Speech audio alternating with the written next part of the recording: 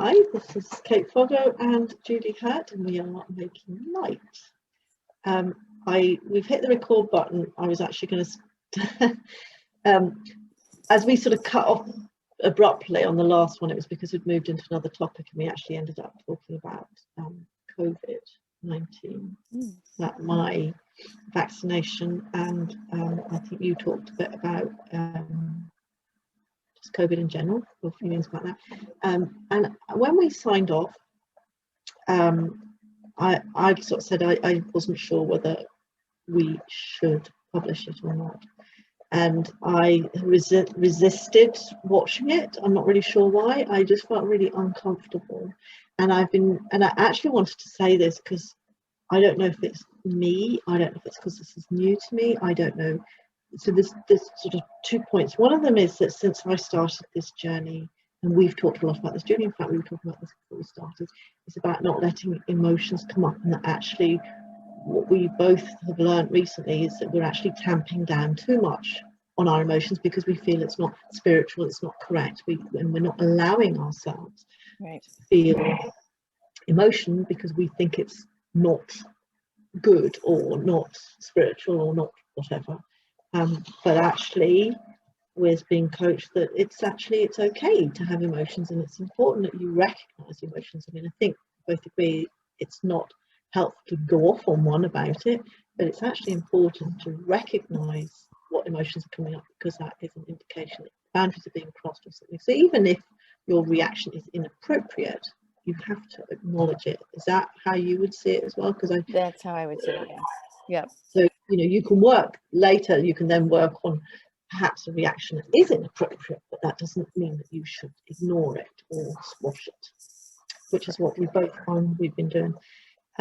So there's that. Mm-hmm. My sister had sent me, actually just before we started doing this, she'd sent a clip to me. I can't remember how it had come up, and it's me just pissing about in the kitchen with my sister, and I drink aloe vera, which is disgusting, and it was just me. Is that an alcohol beverage? No, aloe vera, the plant aloe vera. Oh, aloe vera. Oh, sorry. Yes. Okay. And it's disgusting. So I was just doing a skit about how to drink aloe vera, and I was making all these faces, and she thinks it's absolutely hilarious. And she had said her partner's very interested in trying to find ways to make money on YouTube, and he'd said that's brilliant. It's the sort of thing that would just go mental because it is funny. I don't like it because my tummy sticks out quite a lot, but it's funny. But she just sort of mentioned, as people who are very close to you they can do it. She said, I sometimes feel that you've not changed too much. That wasn't what she said, but what she was getting at is I had a natural exuberance in this video because we were messing about. She says she doesn't really see that anymore, and I do see that. I used to be really fiery. I was very but that, I think what she's saying is you're losing some of the tapeness by not reacting. So it stung a bit, but I do know what she means. And actually this is something that it came up again talking yesterday, that I do feel I'm missing joy, and the experience I had that I mentioned yesterday was that I just for the benefit of those that went to the conversation yesterday, I was just in the kitchen and I just suddenly felt happy. I just felt happy, and it just makes you realise that that's not normal for me. There's nothing wrong. I'm so much better, and if I was to gauge my happiness compared to probably the last 10, 15 years of my life, I would say I'm happier now than I have been for all that time. But I am missing, I suppose, what I would call joy, as in, maybe it's just because I don't know. Anyway, but it was the fact that it was such a physical thing. It almost felt like there's a chemical reason why I don't feel this, because it was like that. It was instant, and it was like the sun coming out. I just got this, and I giggled to myself. I thought, oh my God, I haven't felt this for years. Obviously. Anyway, so back to tamping down on emotions. I'm scared, I think, and this I think is social media. My comments about COVID when I watched it again actually weren't particularly drastic, but I don't feel like an expert. I am scared of voicing an opinion. In this case, I'm not sure if this is me just not expressing emotion. This is almost like, because I quite enjoyed talking to you about that, and I got a little bit, you know, but it's actually not that I'm afraid of that emotion. It's that I'm scared of being judged because it was being recorded. I am absolutely terrified. Now, I've never been scared of being, well, not knowingly. You know, I have so many strong feelings, nuclear weapons, things like that. I don't care if people agree with me or not. I would be right in there. You couldn't, you know, even talking to a nuclear physicist wouldn't put me off. It'd be like, I know enough to know that this is how I feel, and I don't care if you don't agree with me. You know, this is what I think. But because COVID has become such a emotive subject, I'm scared to express my opinions about it because I might be talking shit, right? Because I don't, you know, by my own admission, I don't watch the news. I'm not sure I believe it. I think there's, you know, so there's a bit of that. I'm scared. I was scared of the fact that you said about the state of the world, and that only 50% of the people were above a certain consciousness or something like that. Oh yeah. You know, stuff like that. And so I don't know how you feel about that. I don't know if am I being paranoid, or is this something that we need to be really afraid of? That I can't imagine how I would feel if I got hate mail because people didn't agree with what I said about COVID. Am I really scared of that? I don't know. Or is it just, I don't know if it's fear of not really being au fait with social media, because I'm still quite cautious about it, or whether there's something else going on, that this is in particular, or what. So your thoughts, Julie? So, and I do want to come back to the joy thing, so I'm just going to put that there, and hopefully we'll be reminded to come back. My thoughts on opinions are, and the fear around sharing them, for me, I have the same fear, and I think it's actually more, I'm nervous of that I'm not going to be heard in a respectful way, meaning that I'm going to say, I have opinions on lots of things, just like you do, grounded in belief or fact or both. And I would love to share it with people.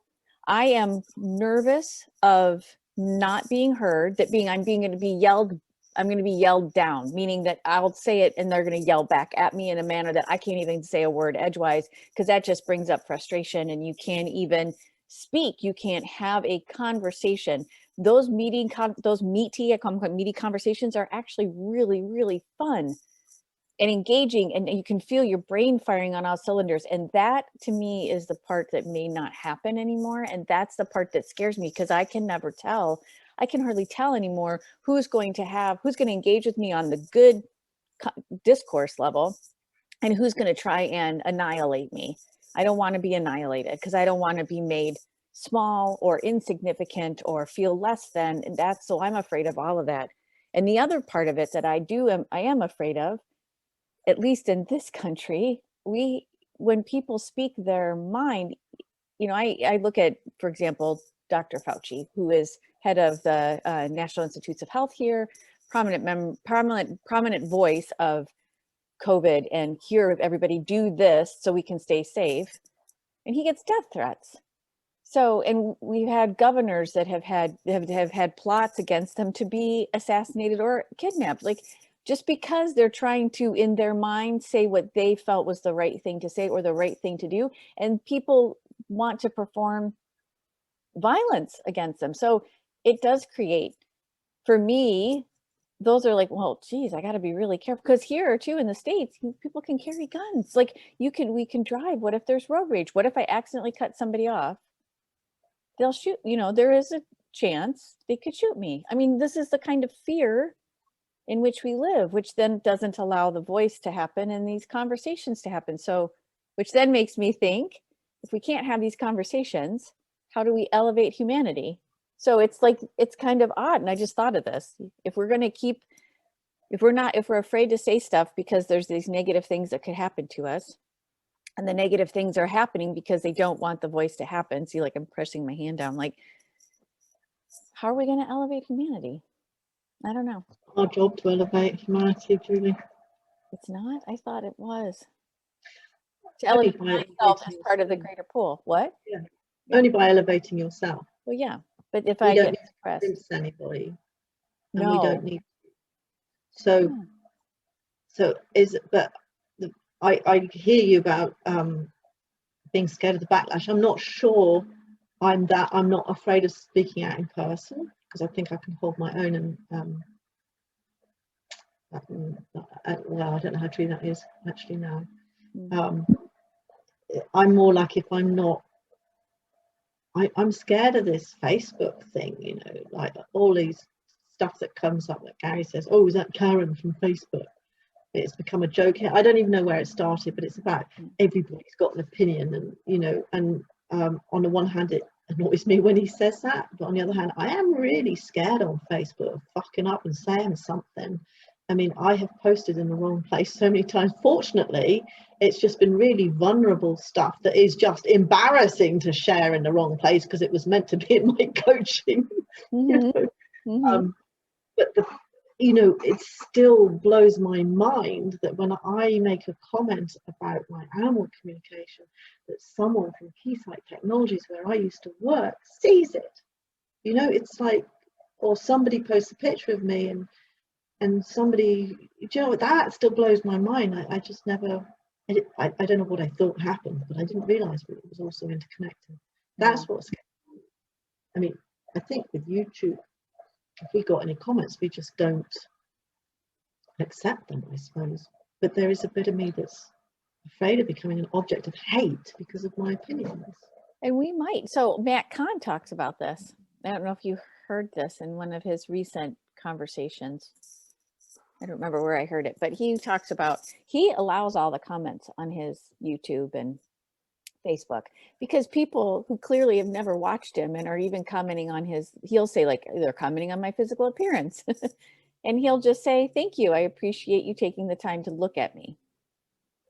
And you know, so, and he says it that way. And he giggles, you know how he'll giggle when he talks, he'll giggle about people will just get on and they'll just, some of the most hateful things. And okay. I suppose, to be honest, I think with my comments about COVID, I worry it's because that it's something I don't know, and that I might be making an ass of myself. But actually, I don't think anybody knows, and I think it's become an opinion. If you know what I mean? Because basically, a summary of what I was saying is I don't necessarily agree with lockdown, and I don't think that's, you know, but it's hard to say that without sounding like I'm okay with the fact that people died. I'm not okay with the fact that people died. I just don't think that this is a, you know, but I worry that I don't know all the facts. I don't believe people are doing it wrong intentionally. I'm just frustrated that there doesn't appear to be a dialogue, but maybe there is, and I just haven't heard it. That's what I'm afraid of, is maybe no. Yeah. You just raised some really good thoughts. They're most likely, that's my opinion, but with hindsight's 2020, supposedly, right? Back when it all started, there wasn't a dialogue at all. I mean, if you think, if I think about where it supposedly started and then the reaction of various leaders or no reaction, there was no dialogue. And those that really had information to share and what we could do to combat it, at least on this side of the Atlantic, we're told not to speak. Yes, I don't, I have to say, Gary, it's hard for me to gauge with Gary, because Gary's very anti the current government in Scotland. I'm actually really couldn't give a shit about them, but I'm obviously an avid supporter because it irritates him. So, you know, couldn't give a shit about Nicola Sturgeon, but I've got a very close friend who thinks the world of her. And actually, I trust her politics more than I trust Gary's politics. So, you know, as far as he's concerned, I support Nicola Sturgeon. But he says that there are lots and lots of experts that are literally being shut down by the Scottish government. They're just not getting airtime. But I don't know if, you know, how true that is. But what got me was this whole thing about Sweden, or Sweden, you know, that they took a similar path. Now I've read enough criticism from Swedish people, so they didn't get off lightly. It's not like they're all really calm, sophisticated people who said, aren't we wonderful, we've done it a different way.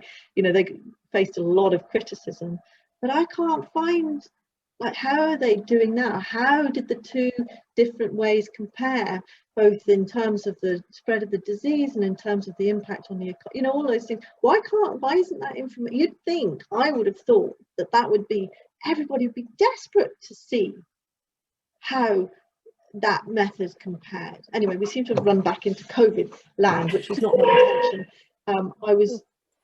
Maybe we should just publish and be damned. I don't think it was controversial.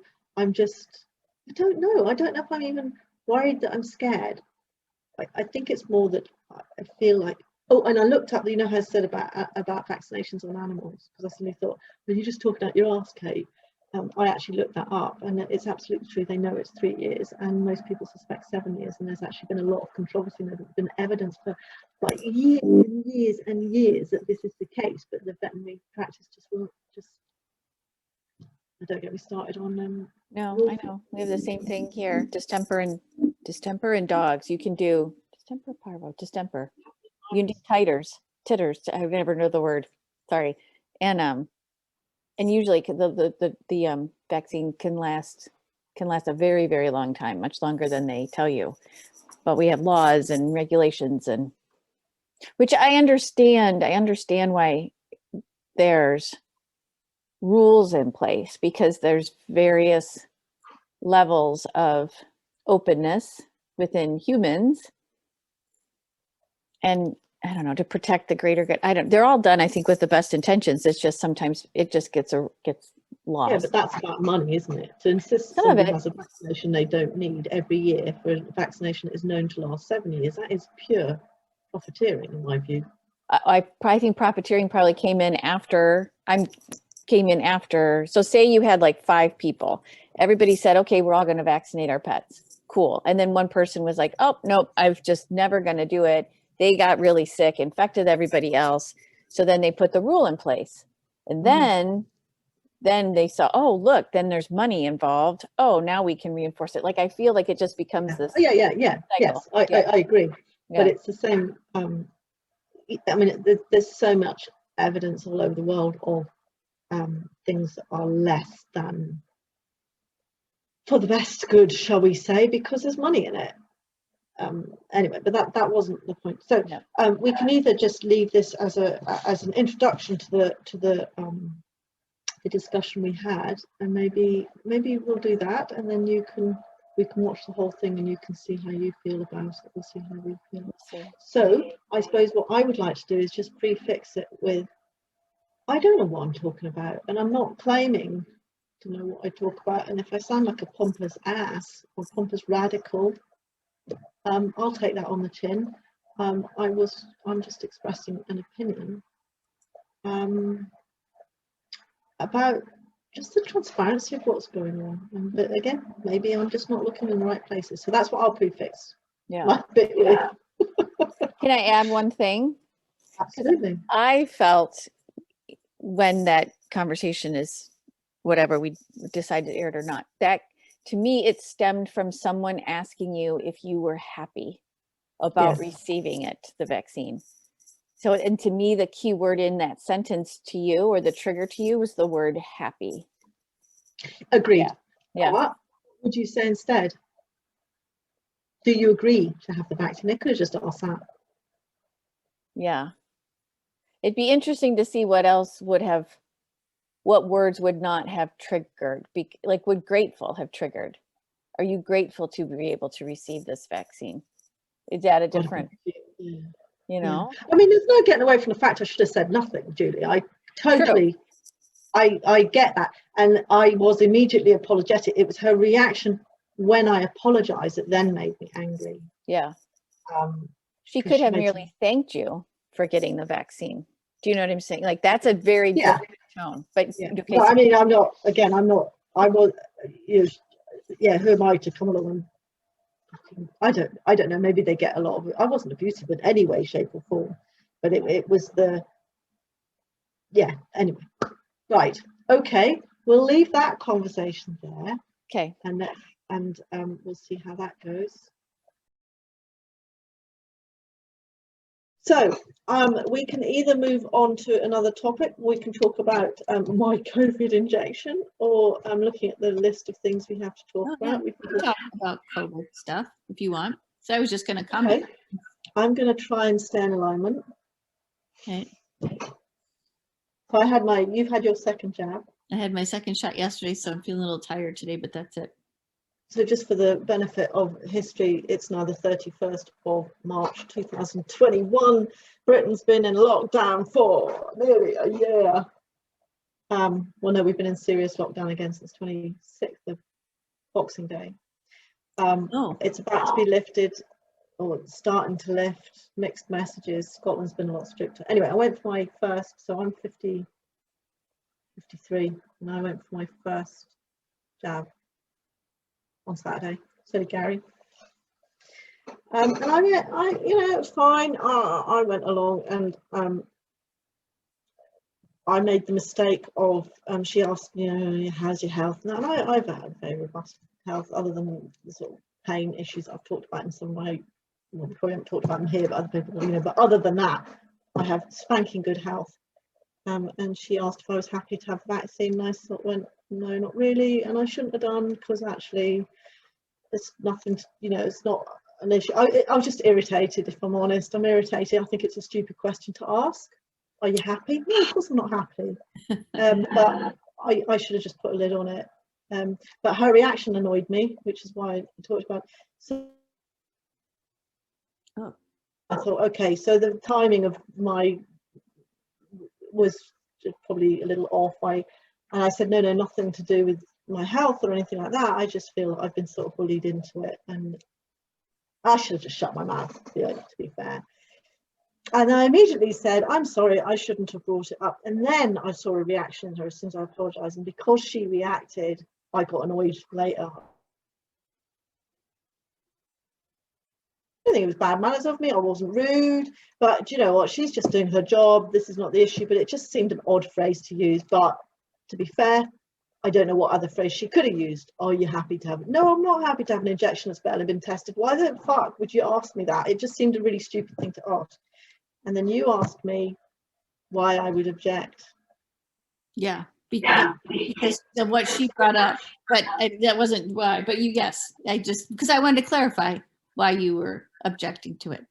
Do you want? Because I feel bullied into it. I feel, obviously I don't feel that strongly, otherwise I would just choose not to. And actually, Gary was humming and hawing all day about whether he would or whether he wouldn't, and he's not often. It's usually me that's the sort of, I don't want to go along with stuff. I completely understand what they're trying to do. I just don't necessarily think it's the right thing to do, and I'm not quite comfortable with it. However, I feel forced into it by society, because if I don't have this vaccine, then I'm being made to feel that I am somehow contributing to old people dying, and I don't like that strong arming. I'm torn, because I understand what they're trying to do, and I understand that there's pressure to get the world back to normal, but I'm just not sure that we're doing the right thing, and I'm just not sure. And if this was a one-off and this has happened and we sort it out and everybody has time to breathe and work out a proper strategy of dealing with stuff like this, that's fine. My concern is, it's like, okay, here's my example. I'm going to start ranting. My cat has to have injections every year, right? Because if I don't give her those injections, she's not allowed to go into kennels, and if we can never go away. Okay, otherwise I would not inject her if that was not the law. Because now, they have absolutely proved, and even the Veterinary Association have agreed, that these vaccines work for 3 years without question, 3 years, and yet I'm forced to do it every year. Oh, really? Yeah. And it will be the same all over the world. It is a total scam, right? Now maybe it's there's no, I mean, I was going to say, is it because it's easier to track if it's every year? No, that's bollocks, right? They know it lasts 3 years, right? But beyond that, they actually suspect that they last for 7 years. Mm-hmm. So I'm pumping my animal full of drugs that she doesn't need, that are extremely toxic. Yeah. I mean, I know when I do the body code that I will always, after, and it happens when I worm the animals as well, I'll always look for toxins after a few days. I'm never really sure what to do, because there's no point getting rid of the toxins if it's worming them, because obviously they need the toxins to kill the worm, but I then have to clear all the toxins. I always find heavy metals and other, you know, quite interesting what you find. Just things like that. It's like, if this becomes a thing, Julie, is this going to happen every year? What happens when the next strain comes out? Am I then going to have a COVID-19, and then I'll have a COVID-20, and then I'll have a COVID-21? And I just don't buy it. I don't buy it. I don't believe that. I don't know, that I feel like there's no conversation about how else we could have done this. That's what worries me the most.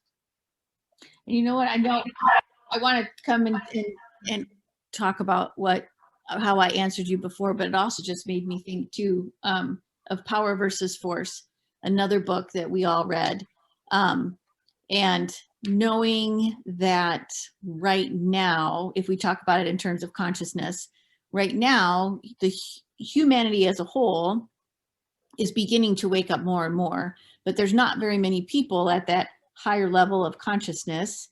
There's some a little here, but the majority are, I don't know, I forget, like, I'm going to put it in terms and they could be wrong, but it's just for illustrative purposes. But like 50% of the population is lower consciousness. So knowing that, if we had higher consciousness, if there was a stronger prevalence of higher consciousness, we could have the conversations, I feel, along the lines of what you were saying. Why do I even need to have this? Because if we had the higher level of consciousness, would we have even, and this is where I'll get to where I was saying earlier, would we have even had the disconnection from nature that is really the root, in my opinion, the root cause of this pandemic anyway? There was something. Okay, explain that. Yep. Explain why disconnection from nature caused COVID. So what they're believing right now in doing their research is that there was something about the wild animal market trade in China, and this is not about China or Asian people at all. That is just where it happened, because this happens everywhere. This wild animal market. There was something about that, and we're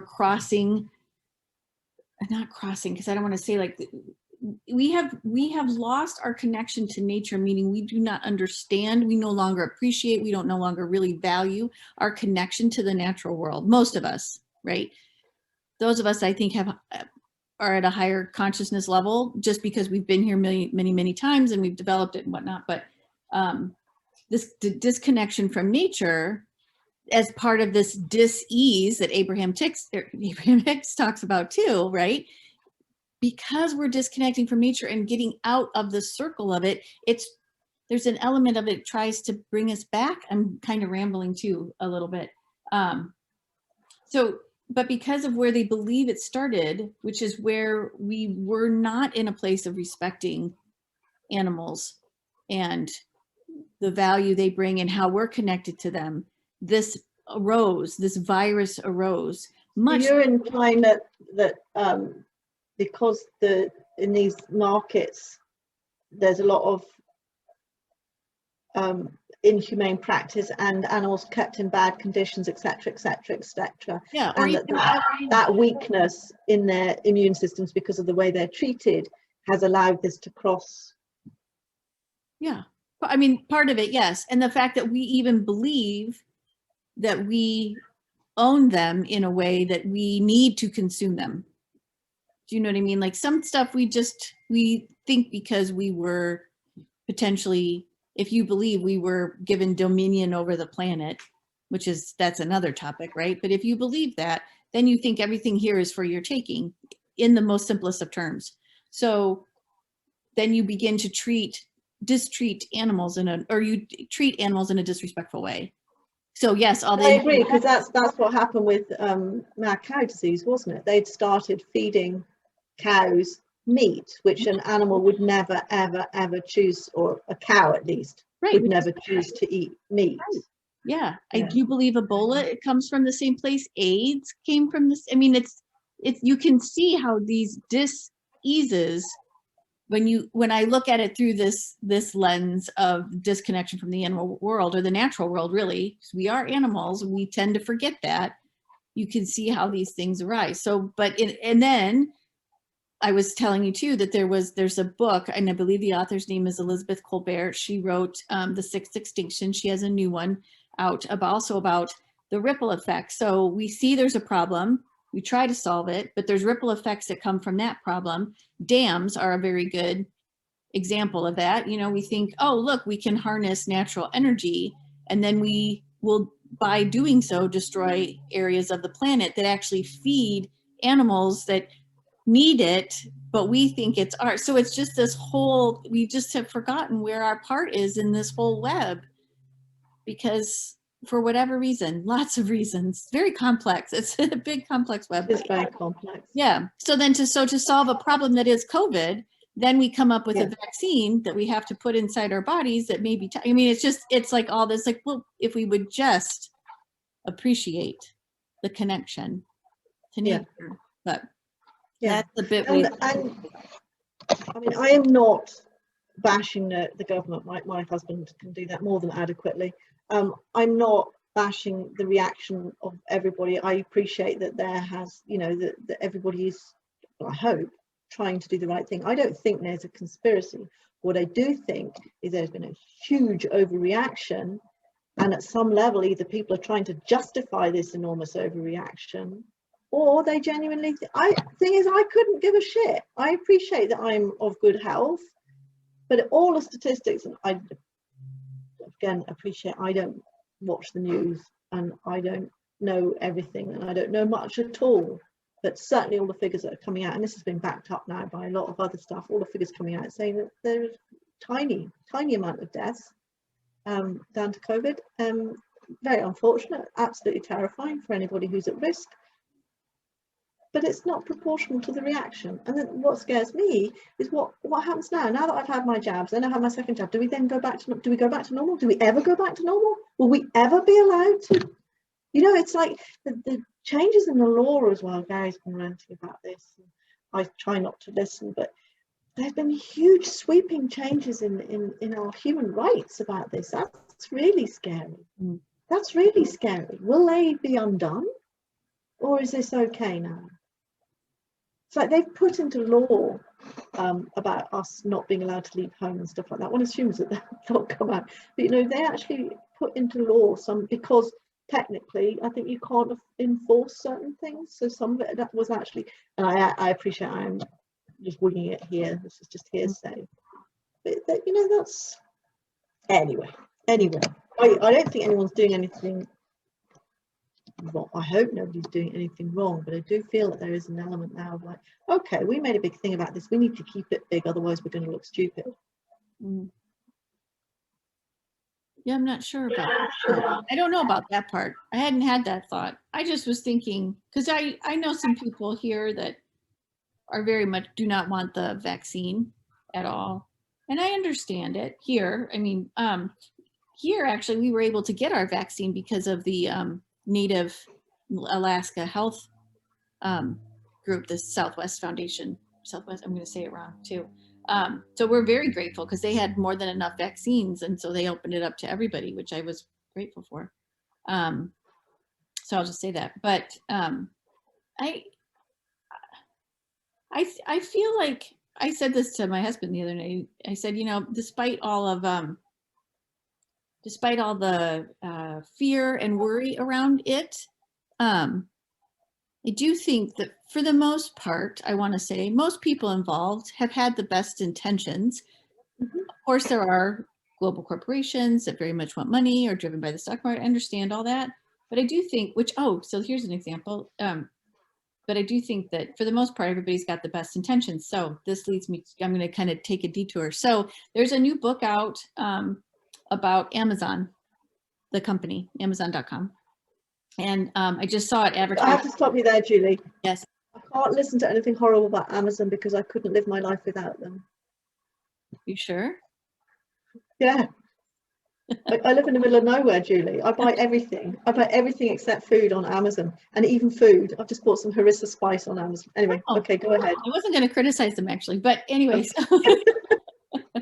So this book that's come out, and it talks about how, and I just read the synopsis of it. I find it fascinating. It's a journalist, and talks about that Amazon is actually one of the biggest drivers of the disparity in income between this growing gap, right, between wealth and poverty, and that Amazon is one of the biggest wedge drivers, I guess. I'm not sure what the right word would be, because a lot of people, not a lot of people, some people are making a lot of money, and a lot of people are making little money. And here in the US, there is a drive at one of the distribution centers to be union.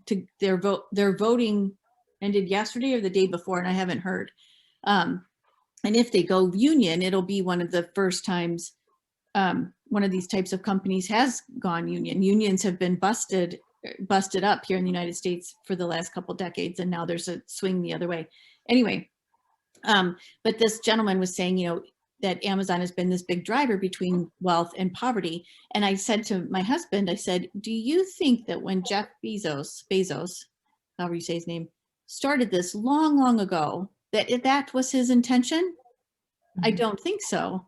And so I would be curious if, say this book catches on, or there's more conversation around it, will that change what Jeff Bezos is planning to do next? Or would he go, oh my gosh, I didn't realize this was the outcome of what I put in place, allow me to contribute? But again, that's going to be ripple effects, and then you've got other, you know what I'm saying? But I just found that to be interesting too. Started with a really good intention, and things happen because we're human and we tend to muck things up a bit, and And also, we don't have the foresight necessarily of how things are going to be. No, we're not supposed to, right? I mean, how could you possibly know when you start? There's a lot of complaints about Amazon here about how staff are treated and stuff like that, and I have to admit, la la la la la la la, because I rely on them so heavily. I'm sure I could manage without them, Julie. I just don't want to. Yeah. No, I rely on. I won't allow myself to take a moral stand because it will to my detriment too much. It's very hard. Hello, Erin. It's very hard. I was thinking about that actually, about my guides. We'll have to do a talk about that, Julie. Okay. That's good. We can do that. Did we cover the topics today? Is there more you want to talk about? No, I think that's about. I don't know if I don't know how comfortable I'll see how I feel about watching it. I don't know how comfortable I feel about having an opinion on COVID. I don't know if I'm ready to. It's hard. Because there are so many windbags out there, do I really want to be another one? I just have visions of one in particular, one of my very good friends at work. I'm not going to name him because I've learnt my lesson. But I come in with all this, been 7 years and the vaccines still work and all, and he'd go, do you have any evidence for that? Like, he was very data driven about stuff. Now he was also somebody whose opinion, if ever I wasn't sure about something, I would absolutely go his opinion over and above everybody else's. Very level-headed, very clever, very educated, but also very, very strong moral compass. So if I was in doubt, I would choose his side if I didn't know any better, if I didn't have my own opinion, and quite possibly he'd talk me around anyway. But he would, if anything that came up was something like that, I'd be, where I'm just basically telling you something that I read on the internet or read in a book or read, there's not, he would always go, is there any evidence for that? Has anyone actually tested this? Or, stuff like that. Yeah. And that, so I can imagine him watching something like this thinking I'm just a complete windbag, because here I am talking about stuff I really don't understand anything about. So yeah. I guess for you, maybe gives you maybe a little peace of mind. I mean, I know it's still something being injected in your body. They have been working on these vaccines for decades. I'm less worried. I'm less worried about. I mean, I did muscle test it, and if it had come back, but I was very specific about, is this safe? But the other thing that I don't really know, and I don't know if anyone knows, is that actually how effective is it really? And there's just so, it's more about the principle of mass inoculation and feeling that I don't have the choice to say, do you know what, I'm not scared of this disease. And if you're scared, you have the injection. Do you know what, if it works, you have your injection, why do I have to have one? Well, yeah, it's just, if you don't, there's still, then that's still prevalent on the planet, right? It's like, and only people who haven't had the vaccine can catch it. So, you know, we'll all die and you'll be fine. I'm not scared of dying. no, I get that. It's just more the idea of spreading it, I think, is like, yeah. But if all the vulnerable people have been injected, I mean, I guess it's not, I mean, it's not 100%. I completely understand the principle behind it, but what I am afraid of is, where will this lead? You know, this has been a knee-jerk reaction to something, but for fuck's sake, it's been a year. Could we not have thought of another way of dealing with this by now? Could we had not all just worn masks? I mean, was that just such a hard ask that we couldn't just wear a mask? You know? Say that again? Why couldn't we, at least in this country, my country, why couldn't we have just worn a mask? But I mean, see, masks don't work, Julie. That's another not. You see, I don't agree with masks. I think that's nonsense. Most of the medical profession agree that unless you actually have like a medical grade mask, blah blah, i.e., what we're doing, pointless. Again, it's less scaremongering, but more to make people feel safe. It actually doesn't make any difference. I mean, I get that wearing a mask brings an awareness to you about what you're touching and stuff like that, but it's, again, there's so many statistics out there now that say this is all nonsense. Lockdowns don't work, because if they did, why are we still locked up a year later? You know, if it worked. See, I thought we were still, because people weren't doing what we've been asked to do, personally. But but that's a good line for government that's trying to control people to say, isn't it? Well, I mean, You know, it's spring break here, and we still have this, now we've got variants running around, we still have people going on spring break, like they deserve a vacation, which gets me to this question of what is normal? What is normal? I don't necessarily want to go back to what we had before. I didn't think that was normal, particularly about the connection of nature. You know, everybody talks about going back to normal. Well, normal would have been a 50-hour-a-week job, no time for thought or play or walk or, you know, this consumerism type. Okay, that's interesting. Yeah, I didn't think of that. Mm-hmm. I think in some ways this has been really good. Yeah. But in terms of curtailment on personal freedom and that, there's actually a new party, it's new, it's called the Freedom Alliance. I'm going to vote for them in May, because I actually think our personal freedom is far more important than anything else at the moment. Again, not because I'm trying not to get involved in politics now, but I think it's just really scary that I can't find, maybe I'm just not looking in the right place, but I can't find an alternative dialogue to anything that's been put in place in terms of policy. It's just been shut down. And Gary keeps going on about this, so I've been like ignoring it as a matter of principle because he's been moaning about it. But I'm getting that from other sources now. There is, you know, surreptitiously information coming through that anybody who talks against the government guidelines is just being shut down. There is no discussion, there is no debate, there is no question. I want to know what happened in Sweden. I can't find that information. Why am I not able to find out, just out of basic curiosity, of how did we do compared to Sweden? Like, you know, there are two different policies. Sweden was the only country in the world who did it, that I know of, that did it differently. Isn't it in all our interest, not a he said, she said, who did, but out of interest of like, if this is going to happen again, well, let's have a look at the facts and figures of what happened in Sweden and see if that policy would have been a better policy to take.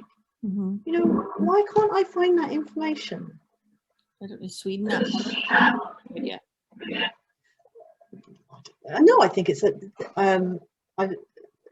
it just seems that, I don't know, it's like stuff comes online and it gets taken offline, like, just, I don't know. And again, you don't know, is it fake news? I don't know. I don't know. I don't know enough. I don't know enough, Julie, but it just seems to me that doesn't appear to be much discussion about alternatives. And I'm not suggesting that everybody should have a big bonfire about it. I'm absolutely not saying that, because I do believe that people are trying to do the right thing. But are we actually going to look at this and say, is this really how we want to manage this? Is there another way? Is there some other way that could have worked better? I don't know if we're ready for it as a species, you know, as a whole sea of humanity. I don't feel like we're ready for it. I mean, on the same vein, it's like, I don't understand this. We have this thing happening here too, where different states are working to pass voter laws that make it harder for people to vote. Well, if you're in a democracy, why don't you want everyone to vote? I don't understand this idea of fraudulent voting, and in an age of computers and technology and tracking and all the things, like, and it's already been proven everything was safe, but yet we're going to work really, really hard to make sure some people can't vote. I don't understand. So it feels like we move a little bit forward and then we move a little bit backwards. And I do think that, you know, if from I don't know, everything happens for a reason standpoint, I think it's an COVID is an awakening, hopefully, mechanism for several of us, hopefully more of us than before, because we were pushed out of our normal numbing world.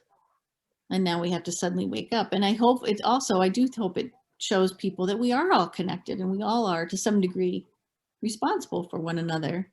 I mean, you can't just sit there and go, my mind, because we're all one, but we seem to lost that connection, which also leads back to that disconnect from nature too. If we truly understood our connection of one with everything. But yeah, I know we're getting a bit somber. Aren't we? Aren't we? This won't do at all. We're supposed to be making light, Julie. I don't know. I'll watch it and see what I think. I feel quite uncomfortable because I realise I'm actually very underinformed through choice. But then actually, when I try and find out information, I just can't find it. You know what I find is interesting about what we're saying right now is, like, a couple weeks ago, you asked me about why do I pay attention to the news? And it was like, because I want to be able to have, when someone asks me a question, I want to be able to answer these questions. And so there's that. And then you don't particularly watch the news. I don't know anything, and I agree. That's what I'm sort of thinking now. Well, who am I to say that information isn't out there if I haven't looked? But I don't think that I would get that sort of information on mainstream media. Don't know. How do you define mainstream media? That's a big, you know. Yeah. Because there are really good journalists. I will say there are some extremely very good, Black, I can't talk anymore. There are some extremely talented journalists that really get to the facts, because we had that whole conversation a while ago about facts and truth. That get to the facts, you know, and present it in a way that then you can read them. But then what happens is we create our own truth from the facts. So because we're what we do. So, and that's just it. It's all about whose truth it is, you know. Yeah. And round we go. And round and round and round we go. And that's actually probably a very good place to end. Yes, you can do an outro with Love and Rockets' Ball of Confusion. 80s reference. A what? An 80s reference. 80s music is my favorite. Yeah. New wave though. Yeah. So. Do you want to talk us out then? Oh, I can certainly since you own the button. Oh, that's right. I do own the button. So yes, thank you for joining us today for our conversation on making light. That was maybe light. I still think we made some light. We talked through a lot of things. We will see. But anyways, thank you again for joining us today, and we will see you next time. See ya. Bye. Bye-bye.